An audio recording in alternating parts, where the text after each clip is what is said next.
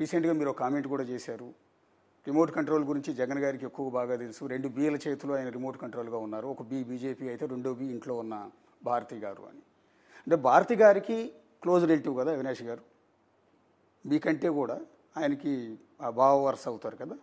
అంటే కుండ మార్పిడి చేసుకున్న సందర్భంలో మేనత్త కొడుకు బహుశా. అందువల్ల ఆవిడ ప్రెషర్ ఏమైనా ఉందా అతను కాపాడుకునేందుకు? నేను అన్న కమెంటు చాలా లైటర్ వేలో అన్నాను. నేను అన్న కమెంట్ ఏమిటంటే, నేను చంద్రబాబు చేతిలో రిమోట్ కంట్రోలు అని జగన్మోహన్ రెడ్డి గారు మాట్లాడారు కాబట్టి రిమోట్ కంట్రోల్ గురించి మీకు బాగా తెలుసు. రిమోట్ కంట్రోల్గా వ్యవహరిస్తున్నది మీరు. మోడీ చేతిలో 5 సంవత్సరాలుగా రిమోట్ కంట్రోల్గా ఉన్నారు. అలాగే మీ భారతీ చేతిలో కూడా మీరు ఉన్నారు అని చెప్పాను. ఎందుకంటే భారతీ ఫ్యామిలీ అవినాష్ రెడ్డి, నీ ఫ్యామిలీ షర్మిలారెడ్డి, సునీతారెడ్డి, నీ ఫ్యామిలీ కంటే కూడా నీకు భారతిరెడ్డి ఫ్యామిలీ ఎక్కువ అయిపోయింది ఈరోజు. సో ఆబ్వియస్లీ ఆ ఇన్ఫ్లుయెన్స్ నీ మీద ఎక్కువ ఉంది అని చెప్పే ప్రయత్నంలో చెప్పడం జరిగింది. అంటే ఒకవేళ ఆవిడ ప్రెషర్ ఉందంటారా అంటున్నాను నేను. ఆవిడ న్యాచురలీ ఉంటుంది కదండి. మీ భార్య మాట మీరు వినరా?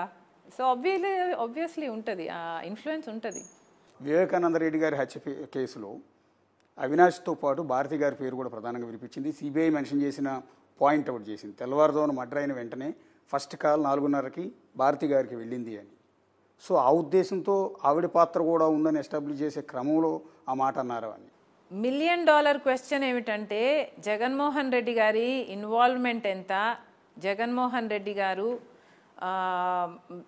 ఎందుకు ఇలా కన్విన్స్ అయ్యారు, ఎందుకు ఇలా వన్ సైడెడ్గా ఉన్నారు అన్నది $1 మిలియన్ క్వశ్చన్. ఎవరు ఎంత ఇన్వాల్వ్ అయ్యారు అన్నది నేను చెప్పలేను, because I'm not the investigating officer. ఒకవేళ ఫోన్ కాల్ పోయింది, అక్కడ ఆ సందర్భంలో ఏం జరిగింది అన్నది నాకు పూర్తిగా తెలియదు. కానీ తెలిసిన వాళ్ళు, ఇన్వాల్వ్ అయిన వాళ్ళు, ఫోన్ కాల్ చేసుకొని మాట్లాడుకున్న వాళ్ళు ఒక మాట వచ్చి బయట చెప్తే జనాలు కూడా అర్థమవుతుంది కదండి. ఇప్పుడు భారతిరెడ్డి గారో, జగన్మోహన్ రెడ్డి గారో, లేకపోతే ఎవరైనా వచ్చి ఇది జరిగింది అని చెప్తే ఎంత నీట్గా ఉంటుంది. మీరే కడిగిన ముక్తంలాగా బయటకు వస్తారు కదా, మేము అమాయకులము, మాకేం తెలియదు అన్న విషయము మీరు ప్రజలకు చెప్తే, అర్థమయ్యేటట్టు చెప్తే ప్రజలకు కూడా అర్థమవుతుంది కదా. మీరేదో దాచిపెట్టాలని ప్రయత్నిస్తున్నట్టు మీరు ఎప్పుడు వచ్చి ఏది మాట్లాడరు, ఎప్పుడు వచ్చి క్లారిఫికేషన్ ఇవ్వరు. నేను కన్విన్స్ అయ్యాను అంటారు. మీరు కన్విన్స్ అయితే ఎంత, మీరు కన్విన్స్ అవ్వకపోతే ఎంత అండి? ఈ మాటలు మాట్లాడే బదులు ప్రశ్నలకు సమాధానం చెప్పండి. హార్ట్ అటాక్ అని ఎందుకు చెప్పారో చెప్పండి, సిబిఐ ఎందుకు వద్దంటున్నారో చెప్పండి, ఫోన్ కాల్ పొద్దున ఎప్పుడు వచ్చిందో చెప్పండి. మీ డిఫెన్స్లో మీరు మాట్లాడుకోవచ్చు కదా. మీరు ఇందాక అన్నారు మనం కూర్చున్న చోటే, ఇదే చోట వివేకానంద రెడ్డి గారు మెంటాలిటీస్ అనుకోవాలి. అంటే రాజశేఖర రెడ్డి బిడ్డని ఇన్ని మాటలు పడుతూ ఉంటే కొంతమంది పెయిడ్ ఆర్టిస్టులు, సినిమా వాళ్ళని కూడా తీసుకొచ్చి వాళ్ళ చేత వీడియోలు రిలీజ్ చేస్తూ ఉంటే ఆ మాటలు వింటూ ఉంటే, అదే రాజశేఖర రెడ్డి గారిని అభిమానించే మాలాంటి వాళ్ళు ఎన్నో కోట్ల మంది గుండె తరుక్కుపోతాం. చాలామందికి నిజానికి చాలామంది ఎమోషన్ అవుతున్నారు. ఏంటి షర్మిల గారు ఇన్ని మాటలు పడాలా రాజకీయాల్లో? ఆవిడకి ఏం అవసరం, నిజానికి ఏం అవసరం? ఆవిడకి లేని లోటు ఏముంది? దర్జాగా హ్యాపీగా బెంగళూరులో బిజినెస్ చేసుకుంటూ హ్యాపీగా ఉండొచ్చు. కానీ వాళ్ళు వచ్చి చెల్లెల కోసం అండగా నిలబడి ఇంత రోడ్ల మీద తిరుగుతూ ఇన్ని అవమానాలు పడుతున్నారే అని మాకు బాధేస్తుంది. అట్లా మీరు కూడా ఎమోషన్ అయినట్టున్నారు 2-3 సభలు.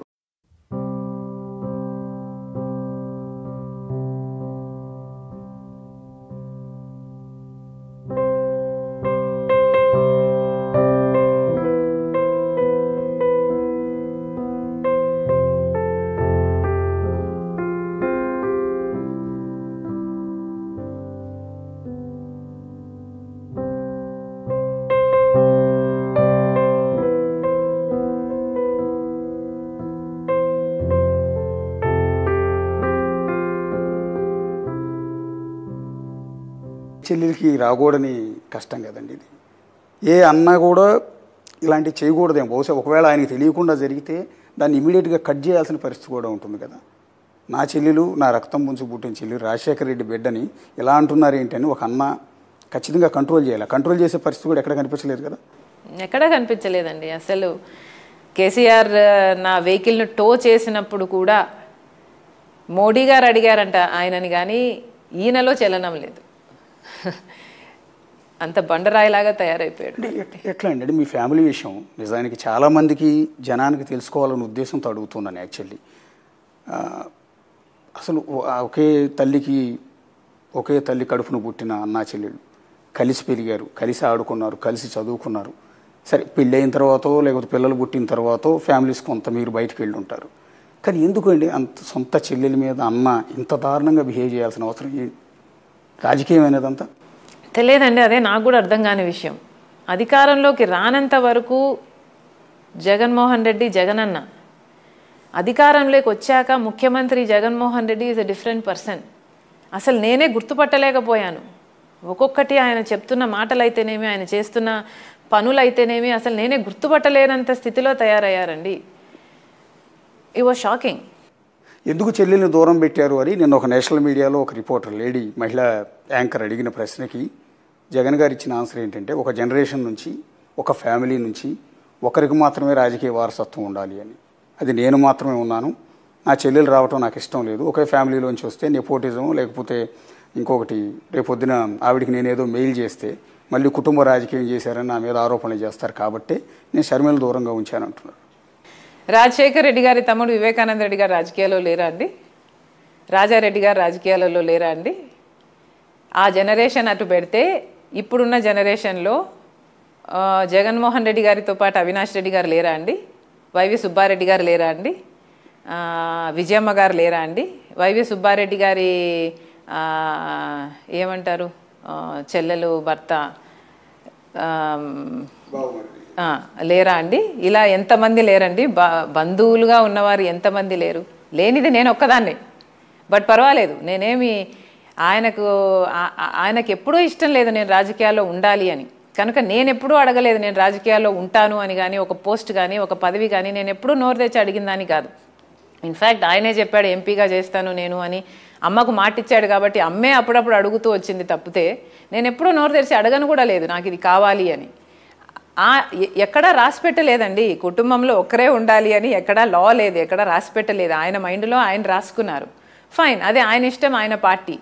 కాకపోతే ఇదేదో నేను ఇన్సిస్ట్ చేశాను అందుకు ఈ డిఫరెన్సెస్ వచ్చాయి అన్న ప్రచారం చేయడం is not right, because that is not what happened. అంటే చంద్రబాబు రేవంత్ రెడ్డి కలిసి మీకు ఏదో రాజ్యసభ సీట్ ఇస్తా అన్నారు, లేకపోతే ఇంకో పదవి ఏదో ఇస్తా అన్నారు, అందుకని ఆమెను తీసుకొచ్చి వ్యూహాత్మకంగా నా మీద, నా చెల్లెని నా మీదే ప్రయోగిస్తున్నారు. రేవంత్ రెడ్డి స్కెచ్ చేస్తున్నారు. అంటే టీడీపీ పార్టీలో నాకు రాజ్యసభ ఇస్తారా? కాంగ్రెస్ పార్టీలోనో లేకపోతే టీడీపీలోనో మీకు కోరినట్టుగా రేపొద్దున అవసరమైతే అక్కడ ఉన్న రేవంత్ రెడ్డి, ఇక్కడ ఉన్న చంద్రబాబు కలిసి మీకు రాజ్యసభ లేకపోతే ఇంకోటో. చంద్రబాబు గారి పిచ్చి పట్టిందేమో అని నాకు ఒక చిన్న అనుమానంగా ఉందండి. Because Jaganmohan Reddy is so obsessed with Chandrababu గారు. చాలా డిల్యూషనల్గా ఆలోచనలు చేస్తున్నారు. చంద్రబాబు గారు నన్ను కంట్రోల్ చేస్తున్నారట, చంద్రబాబు గారు సునీతను కంట్రోల్ చేస్తున్నారట, న్యాయం కోసం పోరాడుతుంది తనకు కంట్రోల్ చేస్తున్నారు. చంద్రబాబు గారు రేవంత్ రెడ్డి గారిని కూడా కంట్రోల్ చేస్తున్నారట. చంద్రబాబు గారు ఆఖరికి మోడీని కూడా కంట్రోల్ చేస్తున్నాడంట, ఎందుకంటే చంద్రబాబుతో పొత్తు పెట్టుకున్నాడు కాబట్టి. చంద్రబాబు గారికి అంత పవర్ ఉందా అండి?